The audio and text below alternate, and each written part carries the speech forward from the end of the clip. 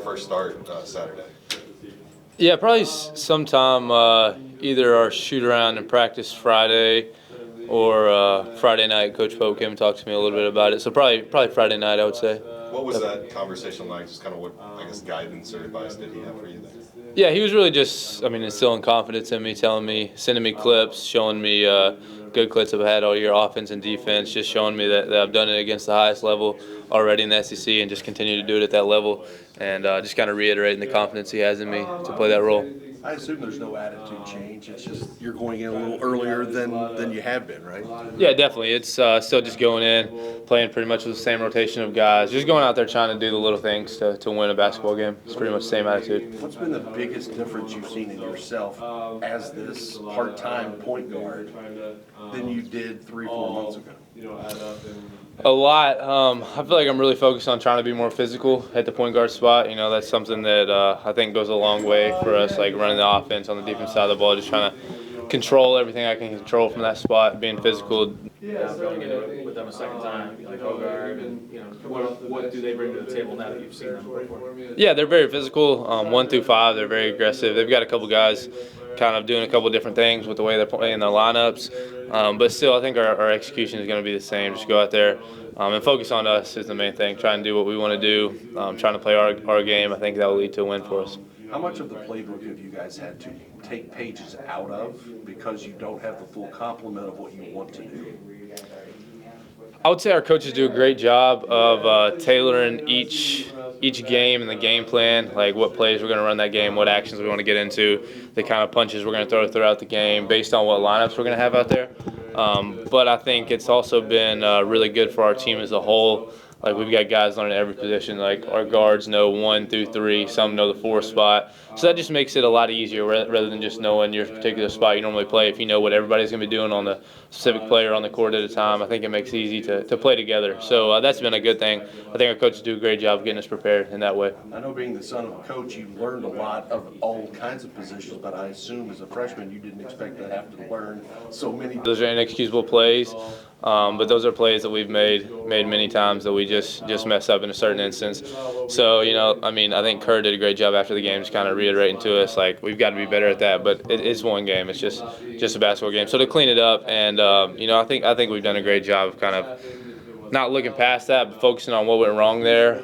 Maybe if it's a miscommunication error, or just kind of cleaning up the little things. I think something we learned from it is in tight basketball games like that, whenever it gets to March Madness, the biggest thing are the little things. So just focusing on the little things, whatever it may be, and doing those at a high level. What is this experience getting to play major minutes against these types of teams done for your personal development, do you think, as opposed to like getting game situations as opposed to playing more in practice?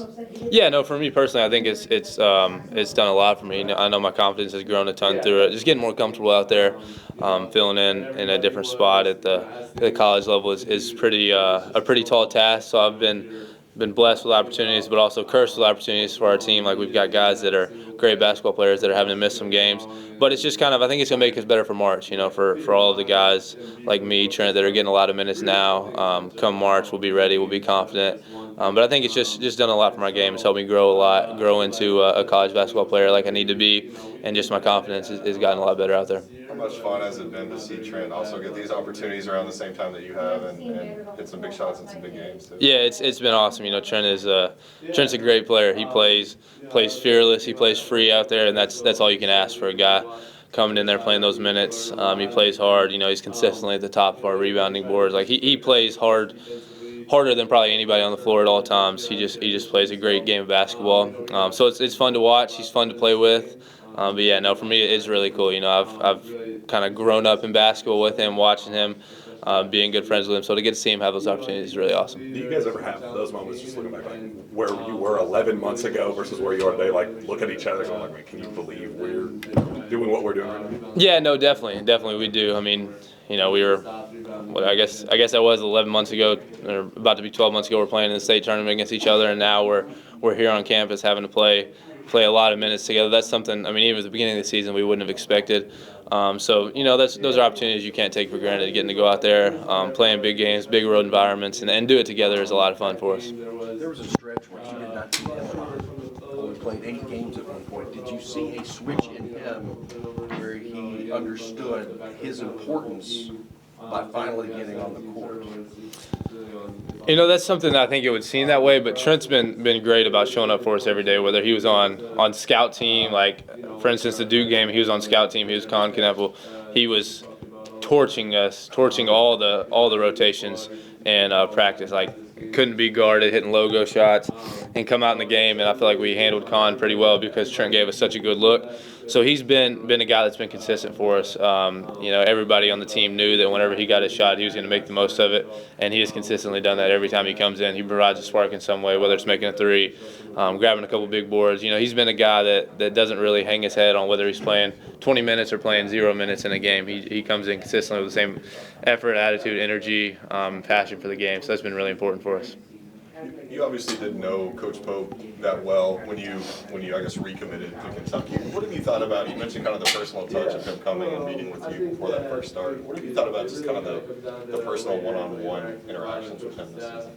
Yeah, no, I mean, off the court, he's a great dude. You know, he's always there for you, talking about, it's not always just basketball with him. He talks about family, everything like that. But then also on the confidence side of it, like, that's something you need from a coach. I think anybody needs it from a coach, whether they're a freshman coming in that is playing extended minutes now because of injuries, or whether it's a fifth-year guy that's played and started every game of his career. They still need confidence instilled in them. I think he does a great job of that.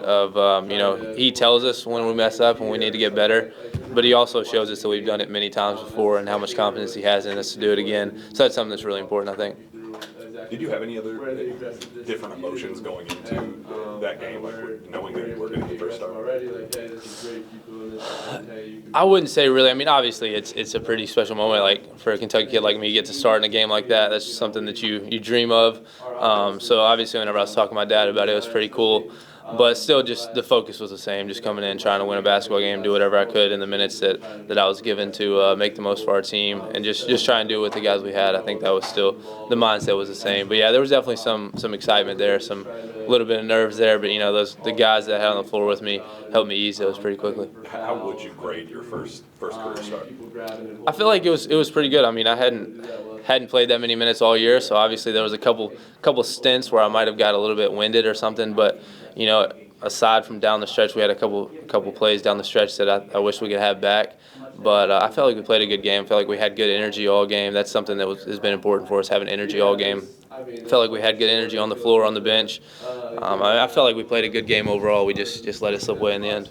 Is it tougher? I think you played double your previous career high in minutes in that game. Is it tougher toward the end of those games, physically or mentally, to kind of stay 100%, not engaged, but where you want to be? Yeah, no, that's a great question, and I honestly don't know the answer to that. I was kind of just running on adrenaline at the end. That, like, that's how it is. Like, you're in a tight moment like that, whether you played 5 minutes or you played 40, like, you're gonna have some adrenaline there and not really feel it. But I think just the miscues, mistakes we had were just simple communication, simple things that we can fix, that we've done, like I said, 1,000 times over, and just missed it the 1,001st time. So just got to clean those up and fix them to where we're doing it every time.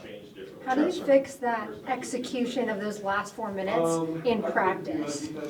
Yeah, that's, you know, it's definitely different between practice and the games, but I credit our coaches. They do a great job of making us feel like everything is a game-like situation, putting the importance on every possession for us. Every time we step on the floor should be like it's our last time, so we want to execute at that level. But I think, like I said, just the communication, just getting in tune with each other is something that we have to improve. And just, you know, like I said, we missed it on the 1,001st time that we've done it. So just continuing to do it every single time is something I think will take us a long way. Travis, I wanted to ask you, being a Kentucky kid, native, the flooding that's happened over the last few days, message to BBN, your thoughts about flood relief, that sort of thing. Yeah, definitely. You know, it's something that Kentucky has struggled with in the past, and it's devastating. You know, we got to go visit Eastern Kentucky and help build some houses and stuff like that in the summer, and it's something that you don't want to wish on anybody. Like, it's so devastating, especially for me and Trent to kind of relate to. You know, it affects our areas, but the message of BBN is that we're all with you in it. We're going to support you in whatever way we can. I think we've got some stuff that we're doing for the game to kind of help with that and just show our support, show our love. but that we're praying and that we're with you. Pope said last night that there were guys that not even just the Kentuckians that were kind of itching to get involved, ask how they could help in the last couple of days. Like, what does it say about them that even they may not have any connections to the state, that they are wanting to kind of jump in a car and help and do whatever they can? Yeah, for sure. I've said it many times. We have great guys. You don't really realize it until you're here with them, and everybody wants to say they have great guys, but we truly have great people that care about first our locker room, care about our coaches, care about their families, and then care about Big Blue Nation as a family. That's something that they feel the love that Big Blue Nation shares with us, and then want to show that love back. But our guys are great. They'll do whatever they can to help, give up their time, energy. These guys are torn in many different ways, but still want to give in whatever way they can. So we just have great people that really love BBN. Obviously, turnovers were a problem in that first Vanderbilt game. What do you guys need to do tomorrow night that you didn't do in the game in Nashville? Yeah, obviously, protect the ball is something that's on our board every day that we want to do at a high level. We want to protect the ball, have as little turnovers as possible, and I think just being more aggressive will kind of tone that out for us. Just being aggressive to make plays for teammates is something we really focus on. I think that is a great way we can cut down on turnovers, but just coming in and playing our game plan. I feel like we had a couple stints in that game where maybe we got out of what we wanted to do, and that leads to turnovers if you're doing something you're not comfortable doing. So just trying to stay in our game plan and stick to that. That was something that Andrew talked about as well, just aggressiveness, and specifically with Vanderbilt trying to use their aggression that they have on defense against them. I guess just first off, what's that look like in terms of the game plan for Vanderbilt, and also just during the course of a season, how easy or difficult is it to try and tone up that aggression based on the roster you guys have now and just the opponent you're going against? Yeah, no, I think with the roster and kind of how it's changed a lot throughout the year, just with stuff that's out of your control. So it's been a little bit more difficult. But I'll keep crediting our coaches. I think they've done a great job of having us ready 1 through 12, however many it is, to go out there and be aggressive every day. But that's Andrew hit on it, and I'm gonna hit on it too. Aggressiveness is something that we talk about every day. Being aggressive, being in score first mentality, so that you can make plays for your teammates to protect the ball. I think it's something that'll go a long way for us. Vandy plays a very aggressive defense. They'll do a lot of things, throw some punches at us. So I think if we're aggressive on the offensive side and we're not really on our heels and we're attacking them, I think it'll be more difficult for them to guard us in that way, and that'll give us the advantage there. I was going to say, just the way that Pope's offense works as well. Like, it's one thing to be aggressive and take a bunch of shots or score a bunch of points, but there's probably other ways to be aggressive in terms of cutting hard, just general off-ball movements, making an intentional pass. How much are those kind of things kind of emphasized when you guys are talking about being aggressive and hitting first on offense? Yeah, no doubt. All those things are, there's many times that we have intentional passes that may look like they're doing nothing, that it's just maybe getting us to a second side or getting us into something that we want to get into to shift the defense and get them out of position where they have to move a little bit. Cutting hard is a key for us every single game. Everybody knows how we want to play, so they're going to grab, they're going to hold whenever we're trying to get into our actions to keep us from cutting, but cutting hard for fouls, cutting hard to get open layups, cutting hard to get your teammates open is something we focus on every single day. Sometimes the cut, you don't get anything out of it, but somebody else will get a wide open shot. So just being, I think, aggressive but unselfish is kind of a way I would describe it for us. And I think our team does a great job of that, being aggressive and unselfish so that somebody else can get a play out of what you did. When there are questions about, not excuses for injury issues, but like when Pope is asked at the podium, like, hey, how much can you attribute the injuries to some of those late game execution struggles? And he said, kind of vouches for the depth pieces and says, the guys that we have right now are capable of winning these types of games. Does that give confidence to guys like you, Trent, Ansley, that are stepping up in those kind of bench roles in lieu of the injury struggles? Mm-hmm. Yeah, no doubt. It definitely does. We know the confidence that Coach has in us, but just him being confident and reiterating that in the last few minutes that we're going to close it out. And, we have the majority of the times we just had a couple miscues there. Just knowing that confidence in us kind of, it makes the game a lot easier to play when you know that your coach has your back over there, that he knows that you're going to execute what he's drawing up and close out the games for us to win. Talk about your guys' confidence, like you said earlier, and not making the same mistake twice. It seems like that's been something you guys have been really good at this season, coming off of one game, something not working, fixing it the next game, but kind of another leak opens up. How does that work for you guys? Yeah, I would, when you were saying that, I kind of think about like a math test I have. If I'm taking a practice test, I'm continually missing the same question. I'm going to learn how to do that question right.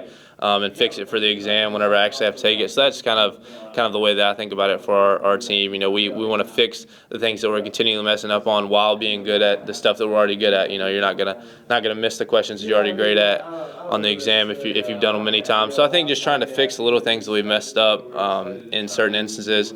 I think we're really good about our coaches do a great job of emphasizing them in film for us so that we see them, hear them. They tell us what we need to do better, not really tell us what we did wrong, tell us what we should do better in that instance.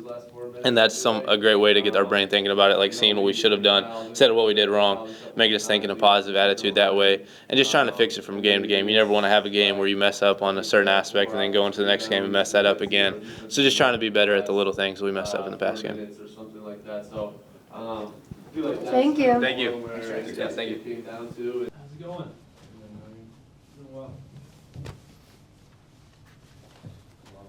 Well, Andrew, just first and foremost, how's your back feeling? How are you just health-wise and Yeah. mentally-wise and all that going into the last stretch of the season here?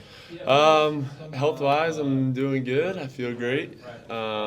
Certainly trying to continue to get back into a groove here in the last couple of games. I think as a team, we got to be a little more consistent, and that's kind of where we're at mentally. And so, we're just ready to do whatever it takes to keep on winning and get back in the win column. So, Are there any areas of your game that you're still trying to get back to where it was, say, 2 months ago yeah, or something like that? I wouldn't say anything specifically. It's just trying to figure out. There's a lot of moving parts. We got in foul trouble a little bit recently too, and that kind of also messes with the rhythm of the game and kind of how everything's going for me. So I think it's just a lot of different things. They're trying to all add up and try to just get a rhythm back. So Any tips and tricks that Pope's given you to stay out of foul trouble?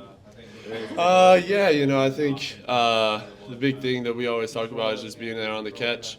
Then I got an offensive foul, moving screen in the Texas game as well too. So some little small things kind of like that, just to just be able to know and realize how valuable I am when I'm on the court. And so obviously can't do that when you're in foul trouble.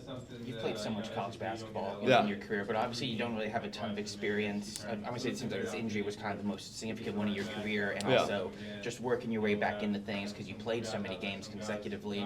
Just have you approached this, because even for an experienced guy, this is kind of a new territory for you in terms of doing it at this level as well. Yeah, certainly. I think, and even coming off the bench is a little bit of different territory for me as well. So just trying to be able to be the best teammate, the best player I can be. So coming to practice every single day, ready to work, ready to try and get better. And, whatever the mindset is, I try to get into, make sure that I'm ready to go every single time, whether it's practice or a game.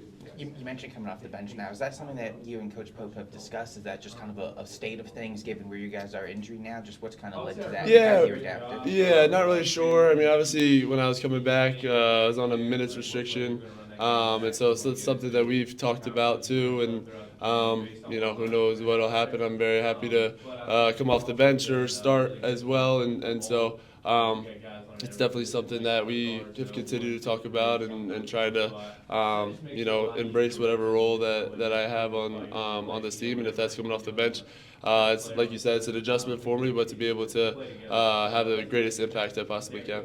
A lot of guys talk about, if they're coming off the bench, they get to watch the game for a few minutes or a few segments and try and feel their way into the game from that. Is that something that you've had to develop or work on or even feel just in the little bit that you've done? Yeah, definitely. And then also just trying to be, super aggressive the first couple times that I get out there, and really trying to attack the game and not let the game come to me as much, try to be able to really go and take it. And so that's kind of some of the mental things that I've been thinking about trying to do, especially early in the game. The last 4 minutes, Pope wasn't super happy with the execution. How does those last 4 minutes kind of translate into practice? Like, how do you work on finishing games in practice? Yeah, I think we talked a lot about trying to be able to be fresh and not let plays compound. And so in that last 4 minutes, we certainly saw a couple things go wrong, and it affect what we were thinking about, what we were doing. I see a missed blockout comes from people not being focused on the task at hand and thinking about something that had just happened, if it was the foul, or thinking about the future, thinking about how are we going to run this play that we called or whatever, instead of trying to be locked in and focused on the moment. And so that's something that we really talked about and helping our execution when it comes down the stretch, is try to know how important every single possession, every single second, every single play is, regardless of what you're thinking about. So. Is that where most of the critiques were in film? Because I know Pope said he didn't blame injuries of Jackson or Lamont on the loss of that Texas game. Yeah, definitely. I think and everybody was as things continue, it's just a snowball effect. If you're not thinking about what's going on immediately in that single play, something else is going to go wrong, and then you have to try and clear your mind and be really focused of 3 or 4 things that just went wrong in the game instead of just one thing. And so I feel like that definitely was something that we've been good at it a lot of times this year, but we certainly were not very good at that the last 4 minutes of the game. You guys have seen Vanderbilt before. What might they try to double something on this time? Yeah, no. That was a game I wasn't able to play, so like you said, being able to watch on the sideline, you get to learn a lot, and they really tried to be super aggressive with us defensively. They forced a lot of turnovers, like to get out in transition. So we know we got to protect the ball a lot better this game than we did last time, and really use their aggressiveness against them, especially offensively. And defensively, they're a super talented team and have some really deadly shooters. So we got to make sure that we stay with them and try and rebound the ball, and that's when we're at our best, is when we're trying to get stops, rebound, and get out in transition. Speaking of those turnovers, with Lamont and Jackson out, what kind of responsibilities does that put on the front court players to try to help out with ball handling responsibilities? I think it's on everybody, especially even in that game. There was a lot of turnovers a couple of turnovers from the front court, but also a couple turnovers again from the back court. It's kind of as a whole team thing. When you have 17 turnovers, it's really on everybody. So for us, it's really important to be able to our life depends on it. Win every catch is what we talk about all the time. Every loose ball, every 50-50 ball, we got to have this game specifically, and so it certainly is on everybody. We feel that because of what a kind of a big impact on the game it had last time. So we're super focused on that, and we're excited to be able to show some improvement in that area. You spoke a couple times about just being more aggressive, even within the scope of Vanderbilt, trying to use their aggression against them, and also for yourself coming off the bench now. So I'm just kind of curious, over the course of a season and during a season, how do you, become more intentional with being aggressive, and how do you balance that against some of the foul issues that you and the team have had recently? Yeah, I think that it really kind of comes down to where you're able to interact with a lot of the coaching staff, watch a lot of film, and you're able to sit down and watch the flow of a game, just watch the game unfold, and kind of able to, for me, it's really cool to be able to just pick out specific parts, and that really helps me see, within, like I said, the flow of the game. Okay, at this time, you could be more aggressive by ducking in here, or trying to be more aggressive driving here, or something like when you're just kind of watching the game. As a spectator with some people, they can really talk you through exactly where the aggressiveness is needed, and kind of where you're able to be aggressive already. Like, hey, this is great, keep doing this, but then hey, you could be more aggressive in these kind of areas. And so I think as a team, we have our offenses really designed, especially these last. I mean, that's pretty much the game plan. Most of the teams have been trying to be super aggressive, really physical. That's a testament to Amari and BG, how well they're passing the ball and things like that. So, we're really just trying to really focus on all the things that we've talked about, and cutting for fouls, cutting through people grabbing and holding us, and if we're able to do that, we'll have some success. What do you remember? I was gonna say, just some people, will look at the box score and think, okay, you're not being aggressive or you're being too aggressive based on shot totals. But given the way that Pope's offense and you guys try and run it, how much of that is just being intentional with either passing the ball or ducking in or cutting or off-ball actions like that? Yeah, there's so much more that goes into the game of basketball if you're other than just looking at the box score.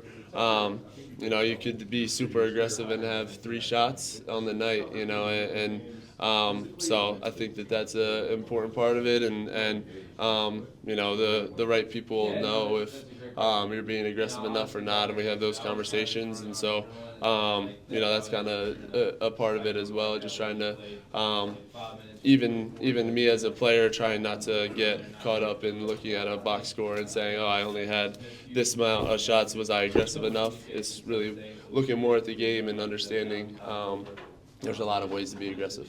What do you remember from your vantage point from that Vanderbilt game, and has your scout changed differently from the first matchup to the second matchup? I think, defensively we've done a lot better job in the last couple of games, just having more presence on the ball, especially since the Ole Miss game. They're super comfortable. They only had 1 turnover in the game, and since then we've really tried to make it a big point of emphasis for us to try and give nobody any comfortable shots. So, that'll be a big thing going into this game. Some of their bigs who didn't traditionally shoot as much shot against us last time, and they were comfortable shooting. So we're going to do a good job this game, making sure nobody gets any comfortable shots. Were there any moments in that game where you were like, gosh, I wish I was in there, I could have done this or this? Of course. I think anytime you're watching a game, that's really one of the first games I haven't been in my career, and so being a watch and you're always wanting to be out there, man, and try not to take any these games for granted. So I wouldn't say there wasn't anything specific that I'd be like, oh man, I could do this or that, but certainly wanted to try and be out there and help the team as much as possible. Yeah, Travis said he's excited to just get another crack at him. For sure. You can't get much in the regular season, only 3 teams that you play twice. For you, is it even more of like, gosh, I want to get out there because I want to take a crack at him? For sure, especially, we felt like we played pretty well for fought back really well against them in the beginning of the second half there, and had them on the ropes, and they ended up coming back and beating us there at their place, and so that one really hurt for us, and we really felt that. We learned a lot from that game, and so we're super excited. And for me, who I wasn't able to be a part of that game, I'm super excited to be able to try and get out there and go get a win against them. Only 3 weeks left in the regular season. How quickly has this gone by and kind of in your head? Yeah, super fast. Always, of course, it goes by way faster than you would ever expect, especially SEC play. Once you get in conference play, everything just meshes together, and you kind of try and lose yourself a little bit. So I've just been trying to do the best I can to be able to be as present as possible. I just did not take anything for granted, and every practice and every game, do everything I can. When did you feel after the injuries that you started to feel normal, at least majority, and not, the Tennessee game was a tough outing. Yeah. It didn't last long, but how long has it been since you kind of felt? Probably since that game. I feel like I've had some good practices, been moving a lot better, a lot more confident in what I'm trying to do, and the cutting and things like that, trying to be able to be at a higher pace, and I felt like I was able, and I am able to kind of get back to moving at kind of where I was, and so trying to be able to still get back into rhythm basketball wise, and it'll come. That's just how this game works. So.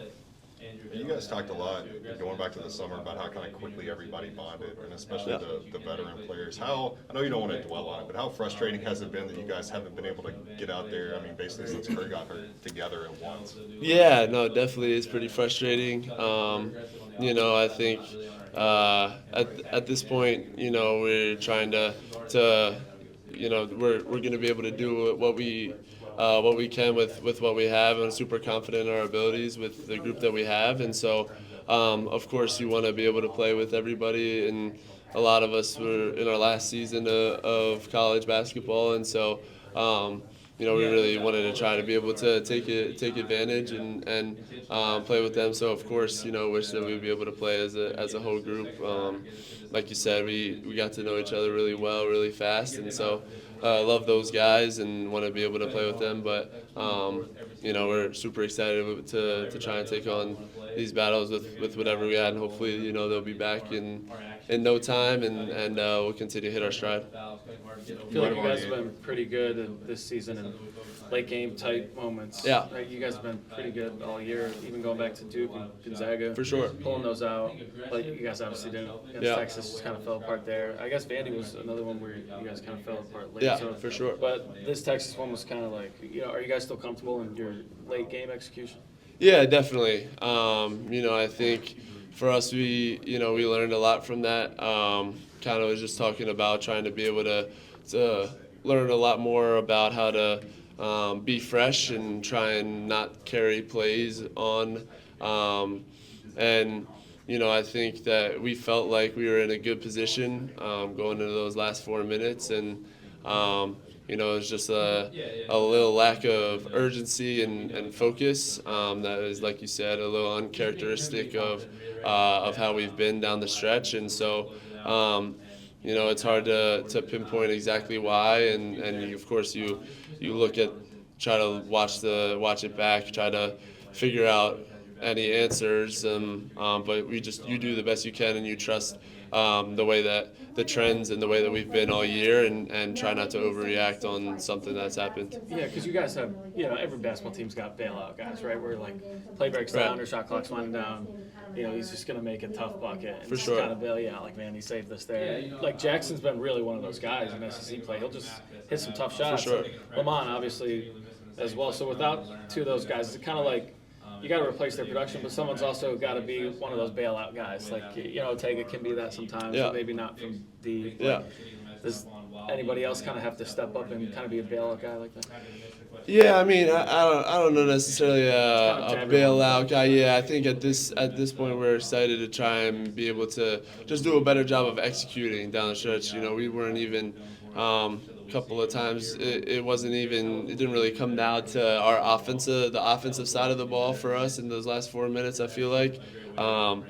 We fouled a couple of times. They got to the free throw line, and then we missed, I think they had 4 offensive rebounds, and we had 0 defensive rebounds in the last 4 minutes or something like that. So I feel like that's kind of more where it came down to, and if we were able to tighten up the defensive side of the ball, that we were confident in where we were offensively, and that it was going to kind of work out and execute the way we wanted to. Is the rebounding, the second chance points, maybe the common denominator in some of these late game moments where you may let it slip? Yeah, I think a lot of games are won and lost on the offensive glass, especially in close games. Any extra, shot on net, any extra possession is super important. So, certainly that's something that we've talked about, and we know how important that is. And so, trying to be able to do that late in games is how you win. That's championship basketball right there. Is making sure that you do want to do it the whole game, but specifically those last 4 minutes and winning and losing time. They only get one shot. Yeah, you obviously never want that to happen, but how beneficial can that be moving forward to be able to have that on tape, have that in-person experience as a team? For sure. I think all year, we've done a really great job of trying to be able to choose and figure out one thing that we need to work on and continue to get better at it.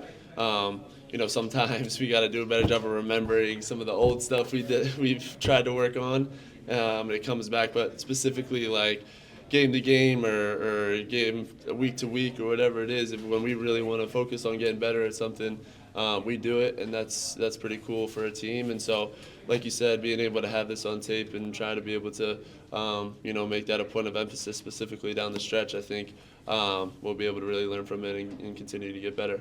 And then what about having guys like Travis, Trent be able to go through those experiences where maybe they weren't part of some of those earlier games, and maybe they will be part of some March games? For sure, I think that it's great in their development as well. I think for both of them, they're learning a lot down the stretch. There's a lot of situations that they maybe have not been in before, and that's where you benefit from the people, the veterans who have been around, and so. For them, it's a great experience for them, and something that I think helps the team as a whole, and we'll be able to when the time does come, elevate us, because our depth will be incredible. The experience of the entire team now will be really cool later on in the season. Is anyone calling Trent Mountain Mamba in practice or anything? Of course. Really? Yeah, we got to. We got to. Have you heard Travis's nickname, the Lion King? Do you like that one? I have not heard that one. I don't know. We gotta. If he likes it, this is how I usually. As long as he likes it, then we'll all embrace it. But we can't embrace a nickname that he doesn't like. So Trent likes Mountain Mamba then? Yeah, he loves it. Okay, yeah, good. He does. Awesome. Thank you, guys.